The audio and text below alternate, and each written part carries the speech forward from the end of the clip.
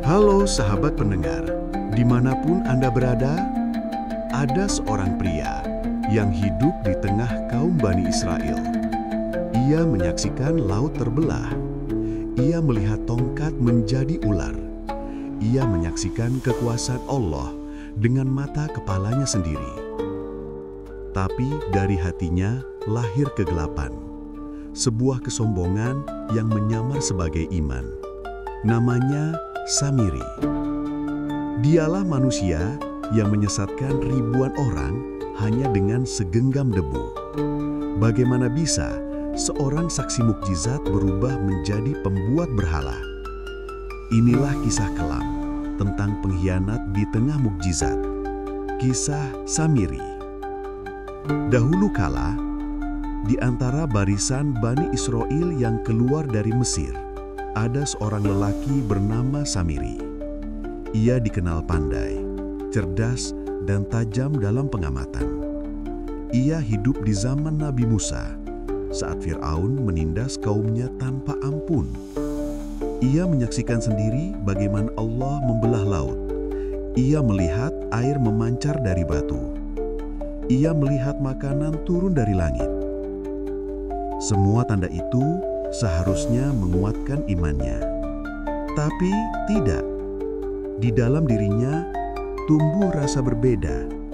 Rasa ingin lebih tahu, lebih tinggi, lebih dekat dengan rahasia Tuhan.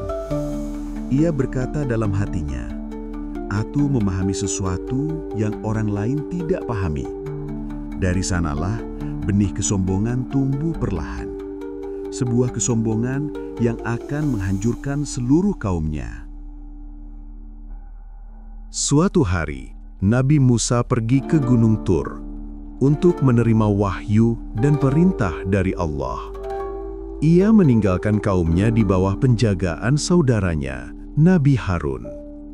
Hari demi hari berlalu. Kaum Bani Israel mulai gelisah. Mereka berkata, "Musa telah pergi terlalu lama. Mungkin dia tidak akan kembali." Dan di saat itu, Samiri melihat celah.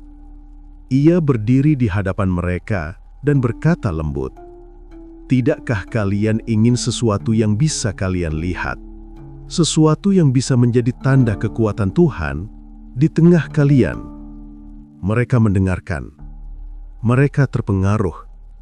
Samiri berkata lagi, "Kumpulkan emas kalian, cincin, kalung, perhiasan dari Mesir." Dan mereka pun menyerahkan segalanya. Tapi Samiri menyimpan rahasia. Ia memiliki segenggam debu yang ia yakini suci. Debu itu, katanya, ia ambil dari bekas tapak kaki malaikat Jibril saat menolong kaum beriman. Keyakinan itu berubah menjadi kesesatan. Dari emas-emas itu, Samiri membentuk patung, seekor anak sapi yang berkilau indah di bawah cahaya matahari. Ketika patung itu selesai, ia menaburkan segenggam debu ke dalamnya.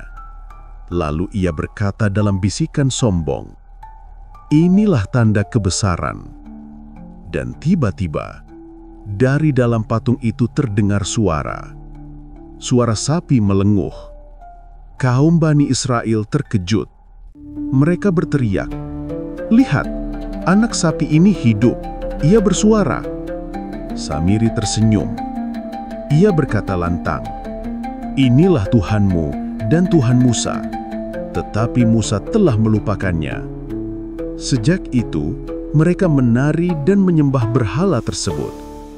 Padahal itu hanyalah tipuan. Suara itu berasal dari rongga udara yang ia ciptakan di dalam patung. Samiri tahu itu palsu, tapi ia tetap menipu kaumnya. Ia telah mengubah iman menjadi penyembahan palsu. Beberapa hari kemudian, Nabi Musa kembali turun dari Gunung Tur. Ia membawa loh wahyu di tangannya.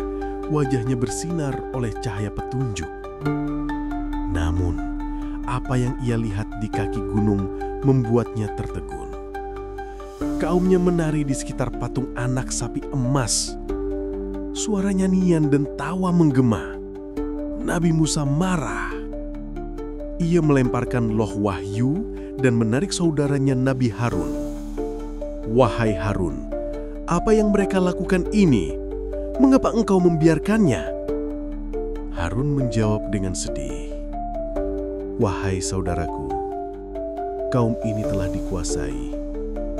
Aku khawatir jika aku menentang, mereka akan saling membunuh." Nabi Musa terdiam sejenak.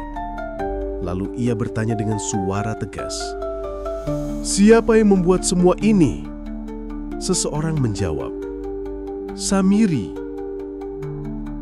Musa pun memerintahkan agar Samiri dibawa ke hadapannya. Di hadapan Nabi Musa, Samiri berdiri tanpa takut. Musa menatap tajam dan bertanya, "Apa yang membuatmu berbuat demikian, wahai Samiri?" Samiri menjawab dengan nada bangga, "Aku melihat apa yang mereka tidak lihat. Aku mengambil segenggam debu dari bekas tapak kaki malaikat, lalu aku taburkan pada patung itu. Demikianlah jiwaku mendorongku melakukannya." Musa menatapnya dengan penuh murka. "Pergilah," kata Musa. "Engkau akan hidup terasing. Engkau akan berkata kepada siapapun, 'Jangan dekati aku.'" Dan demikianlah hukuman Allah menimpa Samiri. Ia dijauhi oleh semua orang. Tak seorang pun mau mendekatinya. Ia menjadi simbol dari pengasingan karena kesombongan terhadap wahyu Allah. Sejak saat itu, Samiri hidup sendirian di padang pasir. Ia berjalan tanpa arah, berteriak kepada siapapun yang lewat, "Jangan sentuh aku, jangan dekati aku." Tidak ada yang mau menatapnya. Tidak ada yang mau berbicara dengannya. Ia hidup dengan rasa bersalah, dihantui oleh dosa yang ia ciptakan sendiri.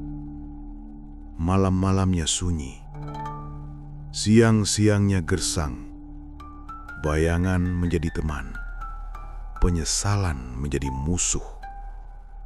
Ia mati sendirian, dalam kesepian, dalam kutukan yang ia ciptakan dengan tangannya sendiri. Kisah Samiri bukan hanya cerita masa lalu. Ia adalah cermin bagi siapapun yang membiarkan kesombongan menguasai hati. Samiri tidak menolak Allah. Ia hanya merasa lebih tahu dari yang lain. Dan dari perasaan itu, lahirlah kesesatan. Hari ini, berhala tidak selalu berbentuk patung. Kadang berbentuk harta. Kadang berbentuk ego. Kadang berbentuk keyakinan bahwa kita paling benar. Maka berhati-hatilah. Jangan biarkan kesombongan menghancurkan imanmu. Karena dari satu hati yang congkak bisa lahir ribuan kesesatan. Samiri adalah pelajaran bahwa keangkuhan bisa membuat manusia lupa siapa Tuhannya. Dan setiap kali kau merasa lebih tinggi dari yang lain, ingatlah, mungkin di dalam dirimu sedang tumbuh seorang Samiri yang baru. Inilah kisah Samiri, seorang manusia yang hidup di antara mukjizat, tapi mati dalam kesesatan. Semoga kita semua terhindar dari kesombongan dan selalu rendah hati di hadapan Allah.